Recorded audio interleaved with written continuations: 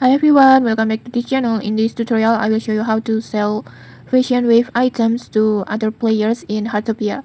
Besides selling Fashionwave item to NPC Azure for double price, you can also sell some item for double value to other players.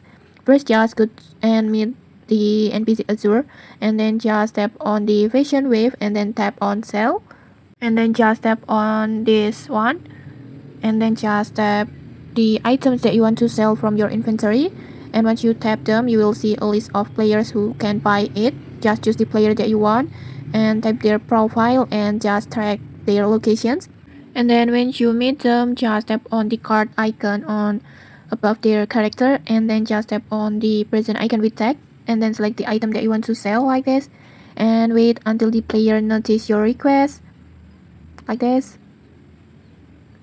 and then after the player accept you can complete this sale like this. And one important thing to remember, during this process the buyer will lose 30 energy, so it's better to prepare food that restores 30 energy to replace it. And okay, that's it. You can sell Fashionwave items to other players in Heartopia. If you found this helpful, don't forget to like, comment and subscribe for more tutorials. Thanks for watching and see you.